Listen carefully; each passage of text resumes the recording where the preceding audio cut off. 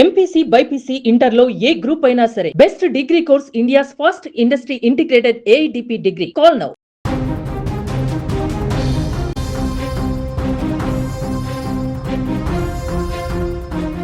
విక్రమార్కుడు సినిమాలో రవితేజ బ్రహ్మానందం కలిసి డబ్బుల కోసం స్వామీజీ వేషం వేసి జనాన్ని ఎలా మోసం చేస్తారో గుర్తుందా? హీరో చెప్పే మాయ మాటలు నమ్మి గుండు కొట్టించుకున్న ఆ సీన్ చూసి థియేటర్లలో మనం పడి నవ్వుకున్నాం. కానీ సరిగ్గా అలాంటి సీనే నిజ జీవితంలో రిపీట్ అయితే ఎలా ఉంటుంది? సినిమాలో అయితే సినిమాతో వదిలేస్తాం, కానీ తమిళనాడులో మాత్రం అసలు సిసలు విక్రమార్కుడు సినిమా సీన్ రిపీట్ అయ్యింది. గుండు కొట్టించుకుంటే 15,000 వస్తాయన్న ఆశతో మహిళలు చేసిన పని చూస్తే నవ్వాగదు.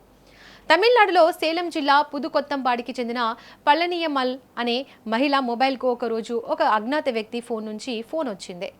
అవతల నుంచి మాట్లాడిన వ్యక్తి తనను తాను ప్రభుత్వంలో పెద్ద ఉన్నతాధికారిగా పరిచయం చేసుకున్నాడు. ఇక అక్కడే అసలు సినిమా మొదలుపెట్టాడు.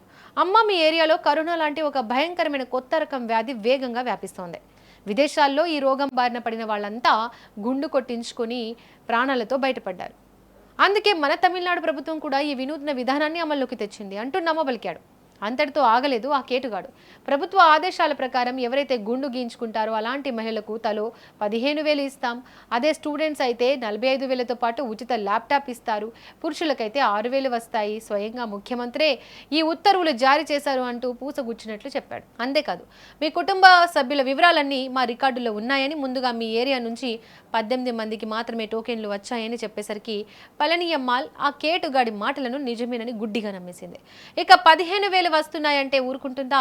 పళనియమ్మాల్ వెంటనే ఆ గుడ్ న్యూస్ ను చుట్టుపక్కల ఉన్న అమ్మాలక్కలందరికీ డప్పు కొట్టినట్లు చెప్పేసింది. ప్రభుత్వమే పైసలు ఇస్తా అంటుంది, ఇంకెందుకు ఆలస్యం అనుకున్నారో ఏమో.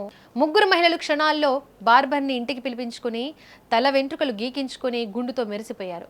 ఇక వెంటనే ఆ అజ్ఞాత వ్యక్తికి ఫోన్ చేసి, మేము గుండు కొట్టించుకున్నాం, మా డబ్బులు ఎప్పుడు ఇస్తారో అని అడగాలని ట్రై చేశారు. కానీ అవతల నుంచి మీరు కాల్ చేసిన నంబర్ స్విచ్ ఆఫ్ చేయబడింది అని ఆన్సర్ వచ్చింది. అప్పుడే ఆ మహిళలకు దిమ్మ తిరిగే మైండ్ బ్లాక్ అయింది.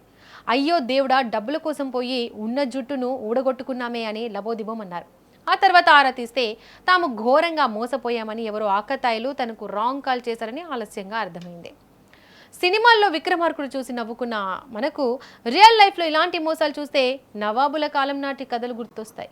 ఎవరో ఫోన్ చేసి చెబితే గుండు కొట్టించుకునేంత అమాయకత్వమా అని నెటిజన్లు తెగ నవ్వుంటున్నారు. ఈ ఘటనతోనైనా జనం కాస్త అప్రమత్తంగా ఉంటే మంచిది. మరి మీ అభిప్రాయం ఏంటి? కామెంట్స్లో తెలియజేయండి.